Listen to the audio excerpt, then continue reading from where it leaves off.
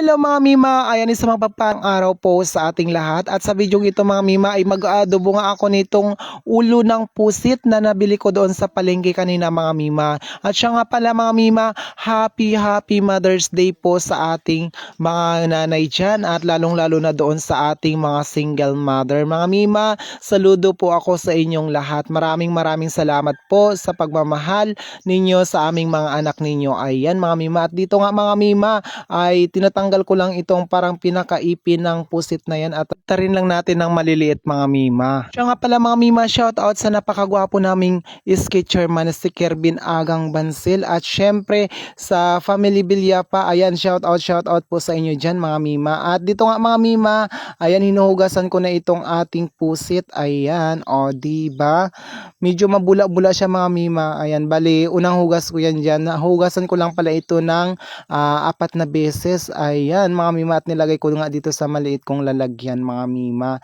At dito nga mga Mima ay sinunod ko na itong ating sibuyas at bawang. Talaga naman din ito lang yung ating ricado mga Mima. Okay na yan.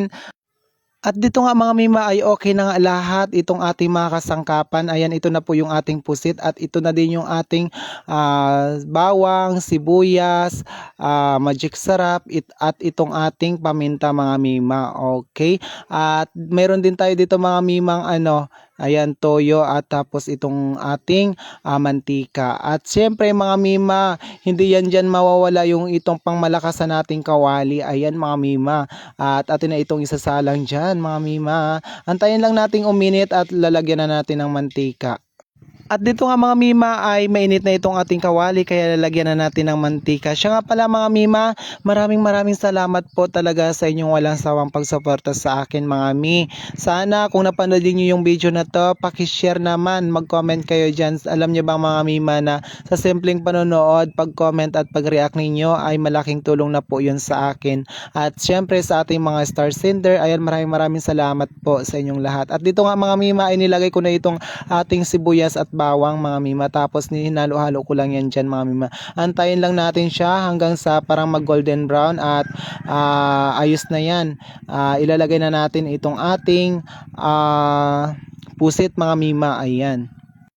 Pagkatapos niyan mga Mima, halu-haluin lang natin ulit, tapos lalagyan natin ng mga ricado. Inuna ko nga mga Mima itong ating paminta, ayan, at isusunod ko dyan yung magic sarap mga Mima. At dito nga mga Mima ay sinabihan ko ng pabulong yung aking kapatid na ilapit ba yung cellphone sa may kawali para makita ninyo yung mga inilalagay ko sa aking niluluto. At dito nga mga Mima ay nilagyan ko na ng suka at syempre isusunod natin yan dyan yung ating pangmalakas ang tuyo. Ayan mga Mima. Nilagyan ko din pala ito mga Mi ng asukal para magiging balanse yung lasa ng ating adobong pusit. Ayan mga Mima.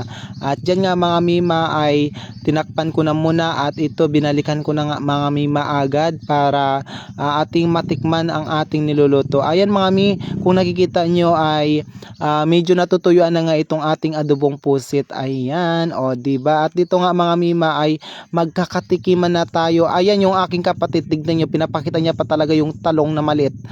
Yung kapatid ko talaga na niloloko na naman ako. Ayan. Ayan tignan nyo, ang sarap-sarap ng aking panlasa dyan. Ayan, tignan nyo yung talong talaga ng kapatid ko. Ang liit-liit. Charing. Ayan, natatawa na ako dyan. Naglulukuhan pa kami ng kapatid ko yan dyan mga Mima. Ayan, alam nyo mga Mima, maraming salamat po talaga sa inyong lahat. Bye-bye!